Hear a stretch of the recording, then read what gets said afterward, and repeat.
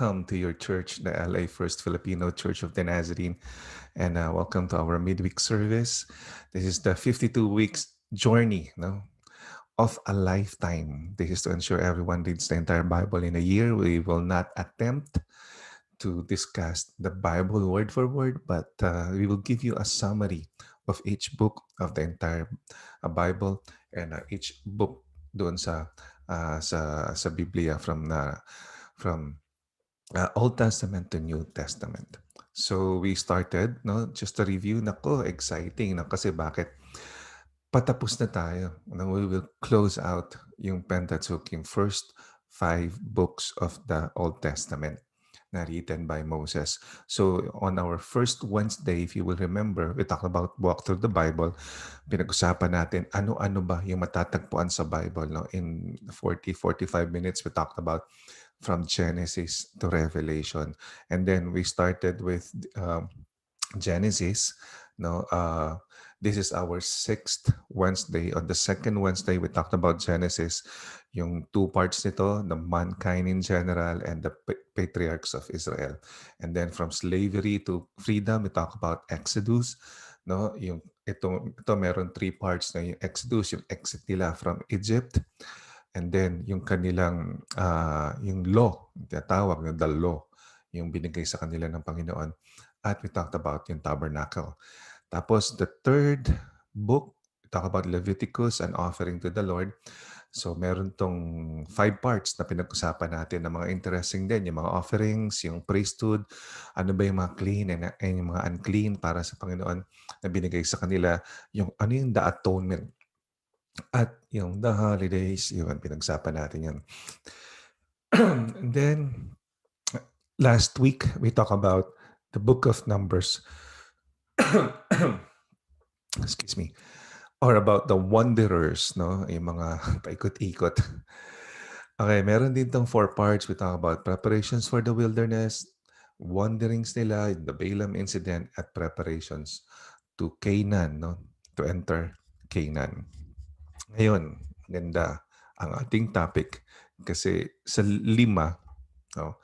Siyempre, paborito nating lahat, Genesis, di ba? Tsaka yung Exodus na nandoon yung yung parang very cinematic na mga mga experiences nila. Pero isa sa pinaka magandang book sa 5 na to, no? Ako, I find Deuteronomy na very interesting, no?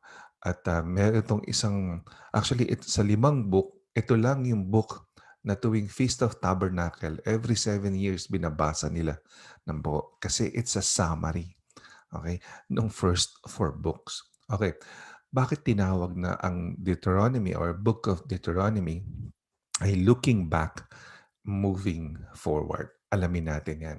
May joke nga yan eh. May kasabihan yan. I'll do unto you what Deuteronomy. Yeah, last ka na yan. All right, this book gets its name from a Greek word, no, meaning, ano yun? Second law. Ayan. No, Deuteronomy means second law. Deuteronomy 17:18 now directs the future king of Israel to make a copy of this law. Kasi nga, babasahin every 7 years. Tingnan natin, ano nasulat. When he takes the throne of his kingdom, he is to write for himself on a scroll a copy of this law taken from that of the Levitical priests. Dito rin sa Deuteronomy, matatagpuan natin yung pagpapaalam ng kanilang deliverer. No? Ito yung scene na, Goodbye, Moses. Moses, no, dito sa Deuteronomy, gave his farewell addresses which brought together the laws recorded in Exodus, Leviticus, and Numbers. So sinamari niya, no, nagkaroon siya ng tell-all story, kumbaga. No, hindi lang kaharap si Boy Abunda, pero kaharap niya yung buong Israel. Now, this compilation of the laws is what we call, yun na nga, the book of Deuteronomy. Kaya importante na basahin natin itong libro na to. Tingnan natin yung brief outline ng pag-uusapan natin ngayong gabi. Okay, number 1, yung first part, review of the past.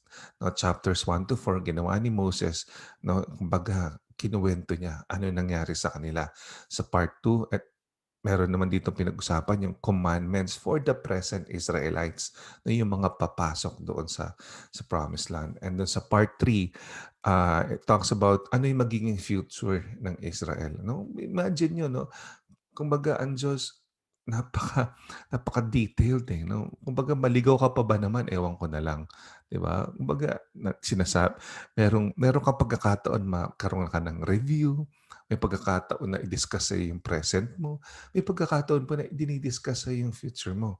Kaya babasahin lang natin yung Biblia natin, bubuksan natin.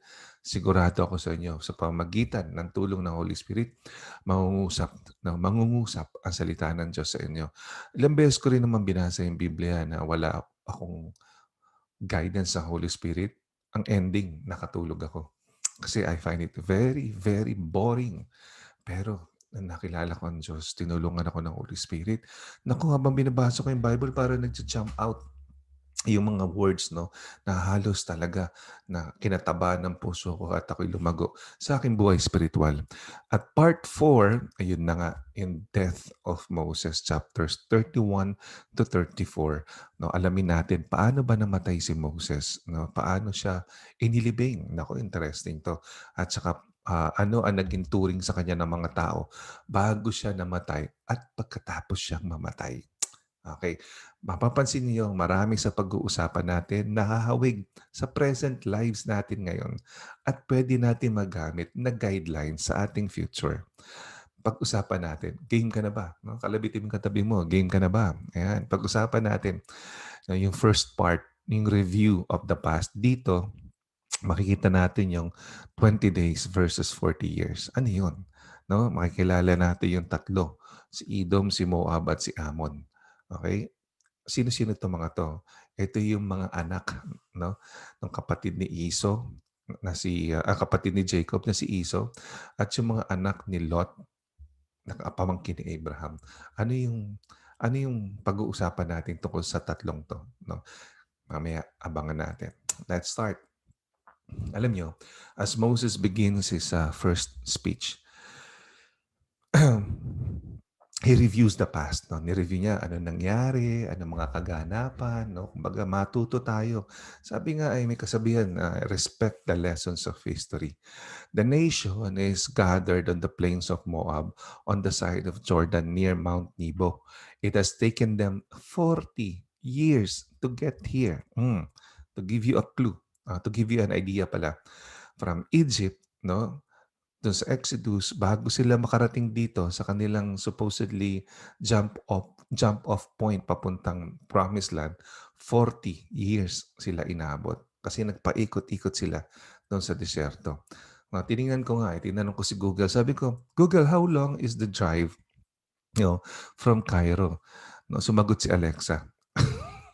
Sabi ni sabi, sabi ni Google at ni Alexa, tinanong ko sila, how long is the drive from Cairo, Egypt to Jerusalem, Israel? Okay, kasi nalaman ko na pagka sumama ka sa yung mga trip to Israel na mga package, minsan meron silang ino-offer na hindi lang sa Israel, pwede kang mag-side trip papuntang Egypt para makita mo yung mga pyramids, no? And binabas lang daw yan. Tapos meron silang mga what you call this, mga hagad na kasama na para proteksyonan sila na hindi sila kasali doon sa sigalot ng Arab nations at saka ng mga Israelites. Anyway, the truth that imagine nyo na lang kung part yun ng trip, hindi ganun kalayo yun. Nasabi nga ni Google at saka ni Alexa, the total driving time is 9 hours and 52 minutes. Ganun lang kalapit. Your trip begins in Cairo, Egypt. It ends in Jerusalem, Israel, or vice versa. Hindi na mababago yung, yung ano niyan eh, yung distansya niya. Anyway, ganyan lang kalapit pag dinrive mo. Siyempre, wala naman silang kotse nun. Now, according from Deuteronomy chapter 1, verse 2, it should have taken them only 11 days to go from Horeb or Mount Sinai to Kadesh Barnea. Yung Kadesh Barnea nga yung take-off point nila. Papunta doon sa ano kasi 'di ba galing sila ng Egypt, pumunta sila Mount Sinai, no, doon binigay yung law. Pagkatapos sa Mount Sinai, pumunta sila Kadesh Barnea papunta sa Promised Land. No? Sa Kadesh Barnea, doon sila nag-camp para mag-spy papunta sa Canaan, no, sa Promised Land. Therefore, the entire trip from Mount Sinai, no, to Mount Nebo could be made in about 20 days. But it has taken the Israelites about 40 years. Bakit? Because of disobedience. Ayan. Kapatid, kapag tayo disobedience sa Panginoon, kakantahin natin yung kanta ni Randy Santiago, paikot-ikot, di ba? Talagang malilito tayo sa buhay. Kaya tayo binigyan ng maganda na salita ng Diyos na dapat natin basahin, namnamin at ipamuhay para matuto tayo at magkaroon tayo ng guiding principle. Balikan natin si Moses. Alam mo, si Moses, no, he reminded the Israelites of the trip from the Sinai, from Sinai to Kadesh Barnea. Ano nangyari? Kasi nandun yung mga masasalimuot na experiences. During this time, Moses, no, had received the law and the tabernacle had been constructed. So, naalala niyo yun, yung tabernacle na pinag-usapan natin sa Leviticus, no, yung law na binigay sa kanya. Okay? So, yun, nandoon na yun. Tapos na kasi papasok na sila doon sa Promised Land. In Deuteronomy chapter 2, verses 1 to 23, Moses speaks of the nations they had avoided. Okay. Importante rin natin maintindihan anong connection nito sa Genesis. Okay? So, papunta sila ng, ng Promised Land, meron silang mga dinaanan ng mga nations. Sino itong mga nations na to? Okay. Edom. Si Esau kasi, other name niya is Edom. So yung mga descendants niya o yung mga apo niya, mga anak niya, mga lahi niya, ang tawag mga Edomites. Okay? Sino si Esau? Kapatid ni Jacob na naging ang pangalan ay Israel. Ito yung niloko ni Jacob. Right?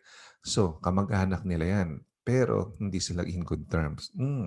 Nakakapag-relate ka ba? May mga kamag-anak ka bang hindi in good terms? Anyway, si Moab at si Ammon naging Moabites and Ammonites, yung mga descendants sila. Kasi descendant sila ni Lot. Okay, sino si Lot? Si Lot, pamangkin ni Abraham, na kasama niya from the land of Ur papunta doon sa Canaan. Alright. Si Lot, itong mga anak niya, si Lot, naalala niya si Lot na nung ginunaw ng Panginoon ng Sodom and Gomorrah, meron siyang kasama niyang asawa niya, at saka dalawang anak niyang babae. Ang sabi ng Panginoon, huwag kayong lilingon, ay lumingon yung asawa. Naging pillar of salt. Okay, natira, nag-survive si Lot at ang dalawa niyang anak na babae.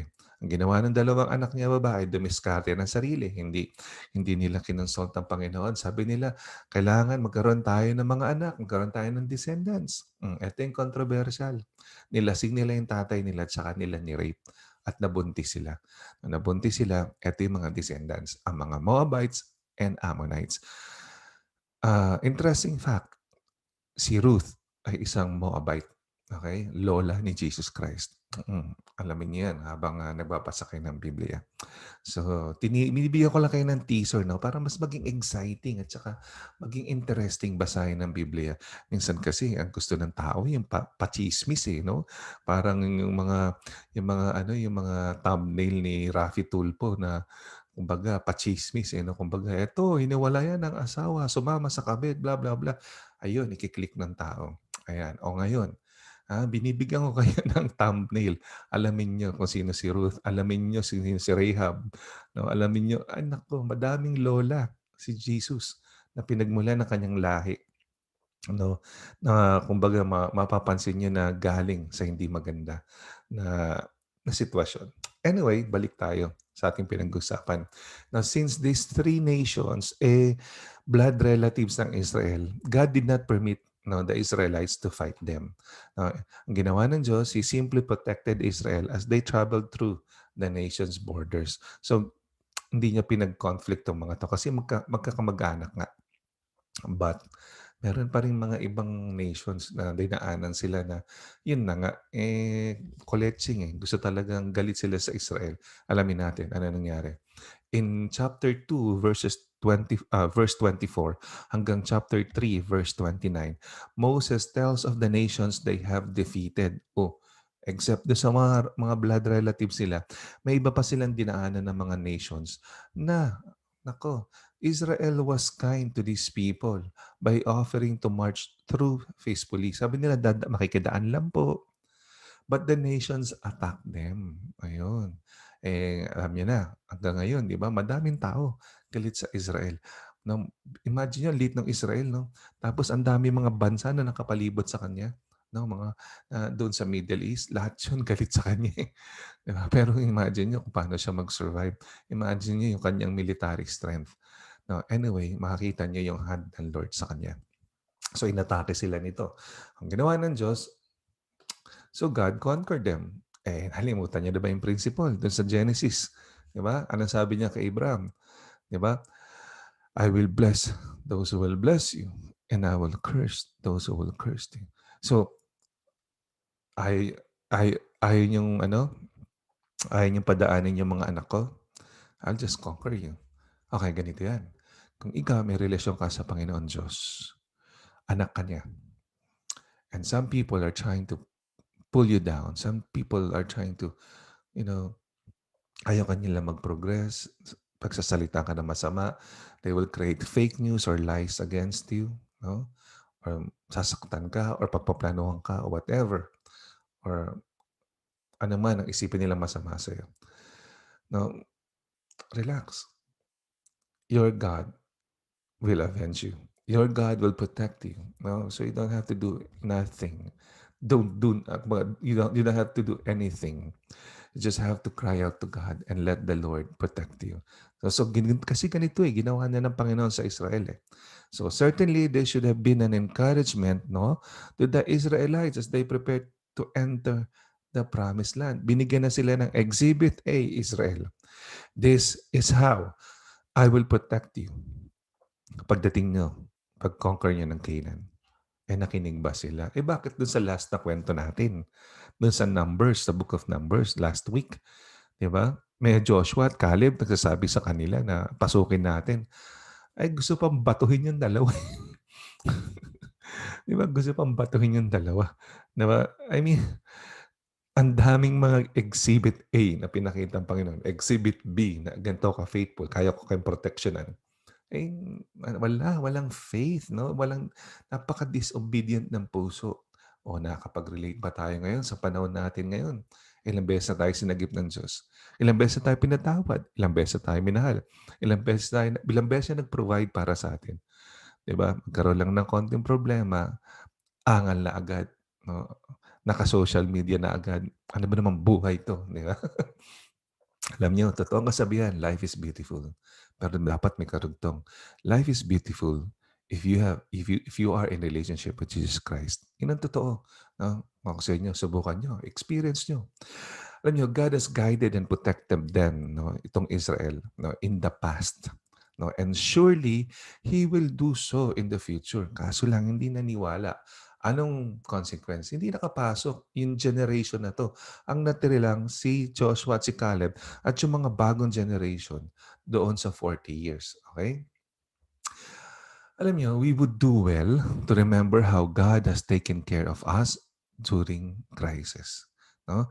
This would encourage us to have more faith in God in the present and the future. Sana maging kapulutan natin ng aral itong experience ng Israel na kumbaga sa panahon ng krisis makikita mo talaga yung hand ng Panginoon. Di ba? Kaya dapat ma-realize natin na teka lang, may sinasabi ang Diyos dito 'Di ba? Napapatunayan ko na buhay siya 'Di ba? Kaya sa present life mo ngayon, sa future mo, na huwag mo kalilimutan may Diyos ka. Dahil sa past mo, may Diyos na sumagip sa iyo. In chapter 4 verse 2, God warns Israel about something of which the scribes and the Pharisees were guilty centuries later. Naku, na-warn na pala sila noon. Kilala niyo naman 'tong mga skriba na 'to, 'tong mga Pariseo na 'to, no? Ito, yung mga tao na, alam mo yun, nag-a-uphold ng law, pero winarn na sila, no? Centuries ago, nung panahon pa ni Moses, ano yung sinabi? Deuteronomy chapter 4 verse 2. Do not add to what I command you and do not subtract from it, but keep the commands of the Lord your God that I give you. Oh, bawal dagdag bawas daw. Kung ano yung binigay ng Diyos, wag mo nang dagdagan yung wento. Wag mo rin babawasan. Naku, alam niyo sa dati kong faith, eh, napansin ko, no, yung Ten Commandments nila at saka Ten Commandments na totoo magkaiba. Right? At saka madami mga religion ngayon na merong the book of ganito, the book of ganyan. Aside from the Bible, merong mga dagdag na iba pang mga books. 66 books lang ginawa ng iba pang mga books. Bawal nga. No, sinabi ni Moses, ang dagdag bawas. Si Moses tumanggap ng 10 utos mula sa Diyos. Anong ginawa ng mga Israelites? Almost 700 out of the 10 commandments, nag-create sila. Diba? Ang daming bawal, di ba? Oo, kasi negosyo rin eh. Di ba? The more kasi na mas hindi mo maintindihan, the more na Latin, the more na Hispanic, the more mas mukha matalino yung nagtuturo. Right? The more mas mukha kang, wala akong alam. Sige, sunod na lang ako. Ilang beses ba tayo nagdasal sa buhay natin, hindi naman natin naiintindihan. Eh, totoo lang po, napakasimple ng Diyos. Ang gusto niya, mangusap tayo sa Kanya pamagitan ng ating puso. Okay? Pwede natin basahin mismo. Hindi natin kailangan umasa sa isang tao para basahin para sa atin ng Biblia. Meron tayong laya. Buksan natin. Okay? At wag natin dadagdagan at wag natin babawasan. Para lalo na sa negosyo. Okay? Nako, the Lord saith, no, na magbibigay ka. Nako po, bawal po iyan. Magagalit ang Panginoon sa inyo. Tandaan nyo, disobedience of this command will cause many of the problems of Israel has after entering the promised land. No? Forward 2020. O, di ba? Ang dami nating problema dahil nagdadagdag bawas tayo. Alam nyo, galing ako sa isang bansa na naturingan na 80% Kristiyano. Pero hindi makita ng ibang bansa na kami ay Kristiyano. Bakit? Napakahirap namin bansa, napakagulo namin, kami-kami nagpapatayan. Hindi makita yung ugali ng Kristiyano. Bakit? Kasi nagturo sa atin ng Kristyanismo, nagdagdag bawas sa salita ng Diyos. Kung ano yung papabor para sa kanila, yun yung tinuro. Kaya nga po tayo merong walk through the Bible para i-encourage kayo to read the Bible for yourself. No? At saka makita nyo ano ba talaga yung sinasabi ng salita ng Diyos. Tandaan nyo, no? Fast forward, ito yung nangyari sa atin. No, panahon ng Kastila, panahon pa ni panahon pa ng Lapu-Lapu. Eh, yun na nga. 'Di ba, naturuan tayo na mali, kaya ngayon nire-reap natin yung consequence. Pero may panahon pa. Huwag nating ipasa sa ating next generation kung ano yung mga maling katuruan. Ituro natin yung tama na sinasabi ng Biblia. I'm not saying na masamang tao ang naka, naka, nakasali sa iba't ibang reliyon. It's not about the people. It's about the teachings. It's about kung ano yung sinusundan natin. Buksan natin mga mata. Subukan natin manalangin. I-challenge natin ang Panginoon. Let's challenge Him. Lord, ano ba yung tama? Turo mo sa akin. I challenge you. And then, you'll be surprised how the Lord will respond to your prayer. Part 2, pag-usapan natin. Ano nangyari sa Book of Deuteronomy? Now, sa part 2, these are all about commandments for the present, chapters 5 to 6. Now, ito yung mga important warning given by God to Israel. Having reminded the people of the past, Moses then warns them of the necessity of obeying God's word in the present. Sabi ko sa inyo, simple lang si Lord eh. For over 400 years, naalala ko lang, 369 ba? Or basta almost 400 years din tayo, no? Ang mga Pilipino na under ng Spanish reign. Slaves din tayo for almost 400 years. Parehas sa mga Israel. Now, Israel had been for over 400 years. No? Israel had been without their own land. Mga nomad sila. Ibig sabihin, araw-araw camping. Wala silang lugar. Imagine yun, araw-araw para ka nagka-camping. Camping is fun for about an overnight or 2 nights. No? Pero sobra doon, ako, inconvenient na. Okay? And most of that time, sa 400 over years, okay, they had been slaves. So, Puwede rin tayo maging slave ng kasalanan kung magpapaikot-ikot tayo at hindi tayo didiretso sa Diyos. Kailangan matuto tayo dito sa mga Israelites. And they wandered in wilderness for 40 years. Imagine nyo, 20 days travel, naging 40 years. And now they're about to settle down in their own land. Therefore, they need to be aware of the dangers that will come with this new land. In chapter 7, they are told not to compromise with the enemies. Okay, so since papasok sila sa Canaan, may bago na silang bahay, binigyan sila ng bagong land ng Panginoon, winarningan din sila na not to compromise, no, sa kanilang mga enemies. Tingnan natin. Deuteronomy chapter 7 verses 3 to 4. Do not intermarry with them. Ba't gano'n naman, Lord? Love wins. Ba't gano'n naman, Lord? Mahal ko siya. Kahit nabigla lang siya, Lord, na sinaktan niya ako. Mahal ko pa rin siya. Pero hindi kayo parehas ang pananampalataya, anak. Ikaw ay nagmamahal sa akin, ako'y nagmamahal sa'yo. No, kaya sinasabi ko hindi siya ang para sa'yo. Kapag pinilit mo, mahihirapan ka. I have somebody na prepare para sa'yo. You just have to trust me. No, Lord, eto na eh. Ngayon ko lang to na, alam mo yung, eto na, tumibok na yung puso ko. Pero doon pa pala to sinasabi, do not intermarry with them. Do not give your daughters to their sons or take their daughters for your sons, for they will turn your children away from following me to serve other gods. And the Lord's anger will burn against you, and you will quickly and will quickly destroy you. Nako, alala si Solomon. Pag-uusapan natin 'yan sa mga future Wednesdays. Nako. Ay nako. 300 wives, 700 concubines. Most of them, hindi naniniwala sa Diyos. Serving other gods. What happened to Solomon? Right? Wisest man na yun in the whole earth. Okay. Ano ibig sabihin nito? Moses cautioned the people. Okay? Sabi ng Biblia, for you are holy. For your God is holy. So be holy. You are separated. Okay? So, hindi ibig sabihin na parang, kami righteous or live kumbaga, self-righteous life. Hindi. Ang ibig sabihin nito, ikaw ay ginawa ng Diyos, sineperate, no? Meron siyang ipoprovide sa'yo. You don't have to pangunahan lahat nung nung plano ng Diyos sa buhay mo. Etong Israel, masyado rin kasing naging kampante. Okay? God told Israel to utterly destroy wicked nations and not compromise with them in any way. Do not intermarry, do not, makipag-negotiate sa kanila, whatever.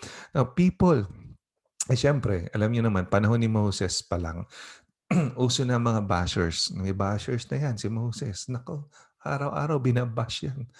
Kaya, my goodness. People who do not understand the judgment of God or the awfulness of sin, ang ginawa nila, nakipagtalo sa Diyos. No? They argue with God. Nako, Lord, you're so cruel. No? Yung mga Christians mo, they're so cruel. No? Love wins. You are God. You are love. Diba? Sabi mo, we must love each other. Ito, diba, kapwa ko mahal ko. So, love wins, Lord. At saka, eto, Christian din naman siya, Lord. Christian yung pangalan niya. Lord, Christian din to. Ako, born again siya. Mormons, Iglesia ni Cristo, Seventh-day Adventist, Catholic, Christian din naman yun, Lord. Kung ikaw ay Kristiyano at mayroong relasyon sa Panginoon Diyos or you were born again, tandaan mo, napakaganda ng plano ng Diyos sa'yo. Huwag mo siyang pangunahan. Meron siya na plano na siya lang ang pwedeng mag-execute. Pag pinangunahan mo siya, matuto ka kay Sarah. Pag pinangunahan mo siya, matuto ka kay Leah at kay Rachel. Pag pinangunahan mo siya, mag-create ka na maraming sins in the future na hindi lang ikaw magkakaroon ng problema, pati yung mga anak mo. Di ba? Pastor, mahal ko siya. Sabi ko, isipin mabuti. Hindi, mahal ko talaga siya. O sige, in the future, babalik ka dito. Pero iba na ang ating counseling. O, maaaring in the brink of maghihiwalay kayo, maaaring magdi-divorce kayo. No? Anyway, hindi lang patungkol doon. Okay? Madaming klase ng wickedness, no, ang tinutukoy dito ng Panginoon. So, however, no, if they knew, kung alam lang nila the sinfulness of these nations, kaya pinapalayo sila ng Panginoon, no? The sinfulness of these nations, religions, no, and the way they had resisted God. Okay?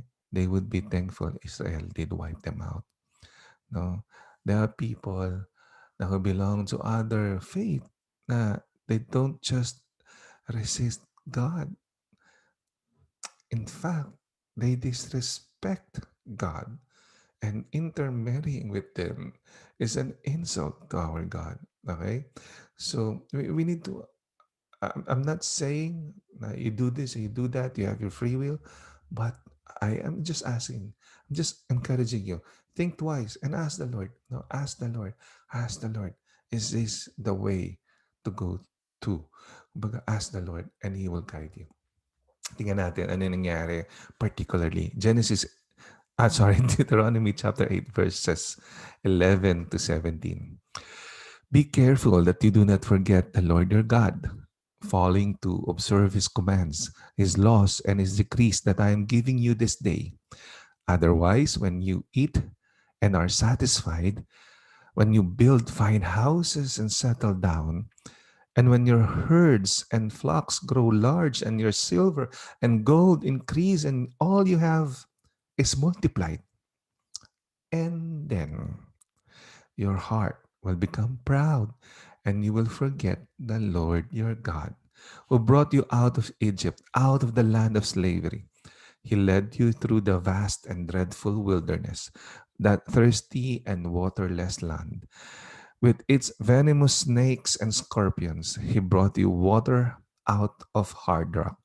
He gave you manna to eat in the wilderness, something your ancestors had never known, to humble and test you, so that in the end it might go well with you.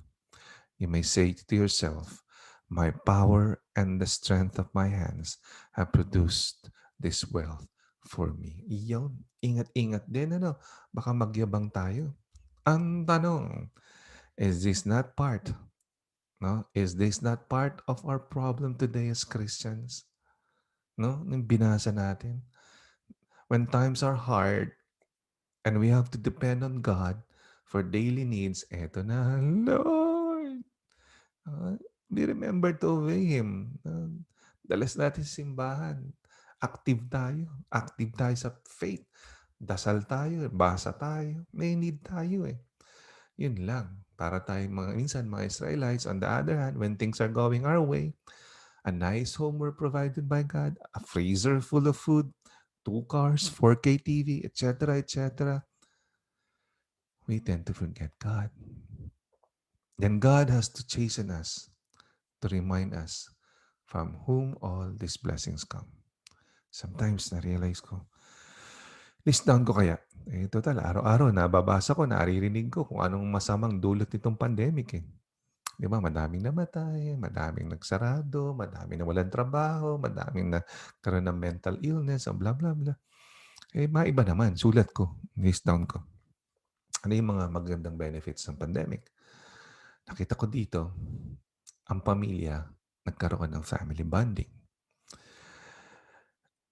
Forced bonding. Nakita ko dito ang mga dagat, ang air quality gumanda. Nakita ko dito yung kalikasan nagkaroon ng pahinga. Di kaya na-abuse natin so much, no? Kaya somehow we were reminded by God. Don't get me wrong, hindi evil ang Panginoon na mag-create ng COVID-19. Iba't iba to sa atin. These are the natural principles and laws of this earth, that there would be viruses and everything. And he can allow it, no, for us to be reminded. He can make use of it, of that situation, for us to be reminded that, hey, no, you're abusing things na binigay ko sa inyo. Or there's an opportunity for him not only to remind people, but also to manifest his power that is capable of saving you. Lalo ka na kung nanonood ka ngayon, nakikinig ka ngayon, at buhay ka, malakas ka, at wala kang sakit. O kung nagkasakit ka man, buhay ka hanggang ngayon. Diba? Sinasagip ka ng Panginoon. Alam niya, balik tayo kay Moses. Moses then tells the people God will give them the promised land, not because of their goodness or righteousness, but because of His promise to Abraham, Isaac, and Jacob. Yun yung sinabi ni Moses, bibigay sa inyo ang promised land dahil hindi kayo righteous, dahil hindi kayo mabait. O dahil mabait kayo, o dahil righteous kayo, meron kayong promised land? Hindi. Dahil ito ay promise ng Panginoon. Fast forward. Alam nyo, you're experiencing promised land right now. You're experiencing safety, protection, provision, everything gives blessings from the Lord. Or if you accepted the Lord Jesus Christ as your personal Lord and Savior, you will experience no eternity. Not because you're good, not because you're righteous, because that is the promise, no? By Jesus. Jesus na hindi deliver lang. Si Moses, deliverer lang ng Egypt. Jesus is the deliverer of all of us. Okay, the way, the truth, the life. Remember? He's the way, the truth, and the life. No one comes to the Father except through Him. So those blessings, those grace, it's because of Jesus. Because that's a promise. In chapter 12, ano nangyari? The people are reminded of the importance of worship. And in chapter 13, they told how to test the false prophets. Sana naman magamit din natin ito. Ang daming false prophets ngayon. Ako. In chapter 14 to 26, no, these are review of some particular laws and regulations by which Israel must live. Part 3, ano nangyari? Israel's future, chapters 27 to 30. Ano pinag-usapan dito? In chapter 27, Israel is told that upon entering the land, they are to set up the great stones. Bakit? Pagpasok daw nila sa Canaan, magtatayo ng great stone. Kasi sabi sa Deuteronomy 27:8, and you shall write very clearly all the words of this law on these stones you have set up. Reminder ulit.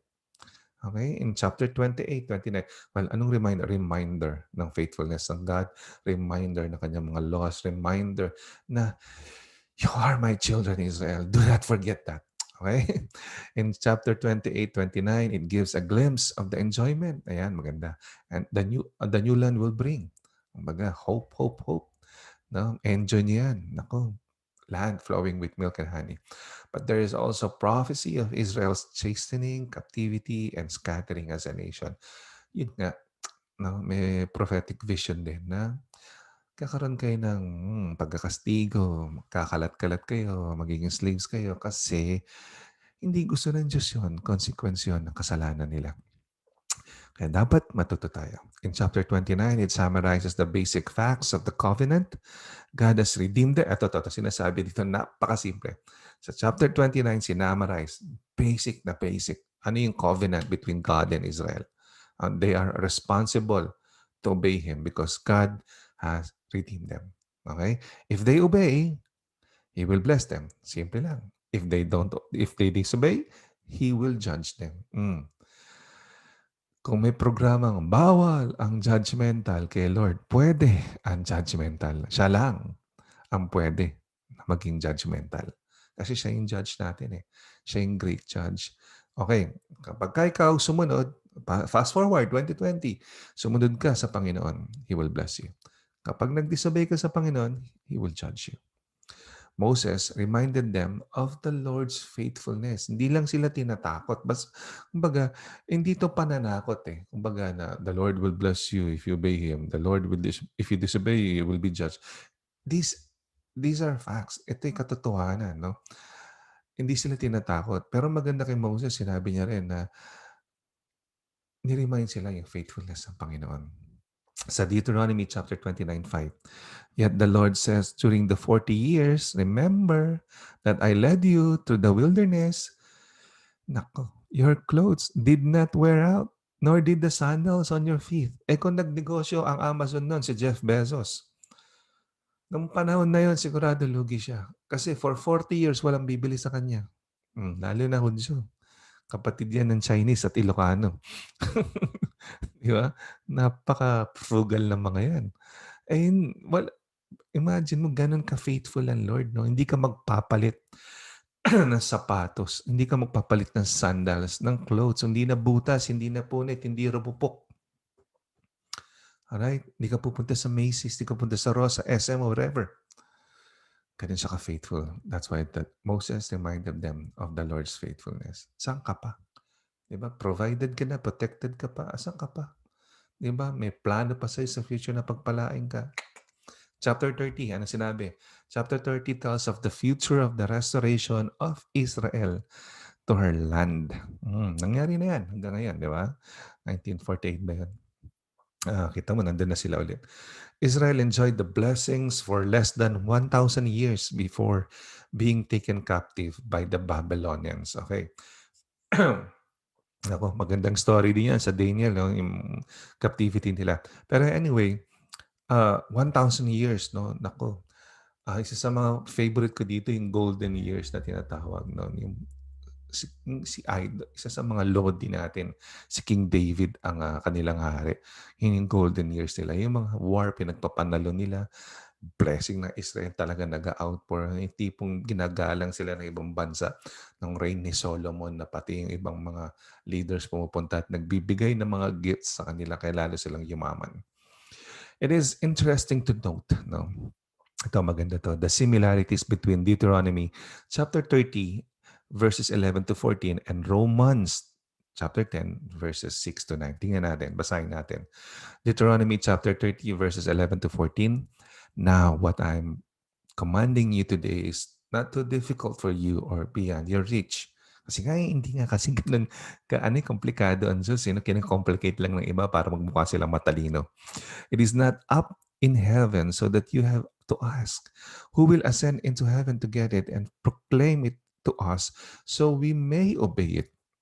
Nor is it beyond the sea so that you have to ask, who will cross the sea to get it and proclaim it to us so we may obey it? No, the word is very near you. It is in your mouth and in your heart, so you may obey it." Anong similarity nito? Fast forward sa New Testament, Romans 10, 6 to 9. "But the righteousness that is by faith says, do not say in your heart, who will ascend into heaven?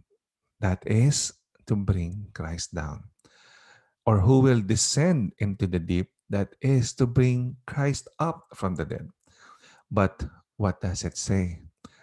The word is near you. It is in your mouth and in your heart. That is the message concerning faith that we proclaim. If you declare with your mouth, Jesus is Lord, and believe in your heart that God raised him from the dead, you will be saved." Boom! Simple, di ba? Ano bang mahirap intindihin doon? Part 4 as we end. The death of Moses. Chapters 31 to 34. In these transition chapters, Moses gives his final words to the people he has loved and led for 40 years. It is worth noting Moses remained loyal to his people. Even when they were criticizing him, bashers, no? Daming bashers, rebelling against him and lying about him. Kung ikaw, worker, leader, pastor sa church, pwede mo sabihin kay Moses, "Bro, I feel you." Pero, I encourage you, keep on going. Keep on working, keep on serving the Lord, keep on leading, keep on pastoring, keep on shepherding. Why? Gayahin mo si Moses, no? Kahit anong madinig mo, kahit sinong umarang sa'yo, harangan ka man ng sibat, push mo ang goal ng Panginoon. Still, lead your people, love your people, embrace them, hug them, show them that the Lord loves them, and manifest the love of God through you as their pastor, as their leader, as their worker, as their servant. 40 years of business si Moses. 40 years siya. Kasi 120 siya na nabuhay. Yung first 40 niya, Prince of Egypt siya. In second 40, after 40 years, nakapatay siya ng Egyptian, nag-OFW muna siya. nag, uh, Nagpunta sa isang foreign land. 40 years siya doon. Naging farmer yata siya doon or shepherd or whatever. Nakapangasawa siya doon. 40 years siya na naka-exile. After 40 years, on his 80th year, no, ayun, tinawag siya ng Panginoon. Come, come back to Egypt, deliver my people. And 40 years from nailabas niya yung tao ng mga Israelites sa Egypt, 40 years siya nag-minister as their pastor, as their shepherd. Kaya kung ikaw, gusto mo nang bumigay bilang pastor, basahin mo storya ni Moses, ma-encourage ka. Kaya you have more than 40 you have more than 40 years now para mag-ministry. Okay, Moses knew he would never enter the promised land. Yet he did everything possible to see that his people got to enter. Yan ang attitude. Binabato ka na. Hindi ka na minamahal. Make sure that your people will enter the promised land of God. Okay? You're not there for you to be liked. You're not there for you to be popular. It's not a popularity contest. Okay? You're there to serve the Lord. Kung titingnan mo lahat ng mga biblical characters, hindi rin naman ginusto. Binugbog din si Paul, pinapapatay yung mga apostles. I mean, even si Jesus, hindi rin siya ginusto. You're not there for a popularity contest. If you're there para magpopular, you're in the wrong business. Okay? Ang maganda kay Moses kasi created the Joshua generation no? Pinipare niya Di ba? Joshua, the next leader. Meron siyang succession planning. Di ba? Meron, napaka-selfless niya. Meron siyang training system. Tinrain niya to. Sina Aaron, sina Joshua, itong mga tao na to, yung mga Levites, tinrain niya lahat yan. Ito isa sa mga maraming pagkakamali ng maraming churches ngayon. 10 years, 20 years, 30 years, 40 years, 50 years na in existence, pastoring, shepherding a church. Wala pa ring assistant pastor. Walang younger pastor. They are not there to lead to live. No? Kasi feeling nila mabubuhay sila forever. Tandaan niyo si Moses pumigay din. Panahon na bago ka sumampa, mag-accept as the new board, as the new music ministry head, as the new pastor, as the new children ministry head, as the whatever position na gagampanan mo sa simbahan. First on your list, agenda mo, number 1, Lord, iyak ka, sino Joshua generation ko? Kasi nandun yung discipleship Sa process ng discipleship, natuturuan mo yung next generation. No, 10 years younger than you, 5 years younger than you, 20 years younger than you, piniprepare mo sila sa position mo. Because you will not last forever. That's the truth. O, ang daming simbahan, nagsasara. Pag namatay yung pastor, sarado. Kukunin yung flock ng ibang mga church.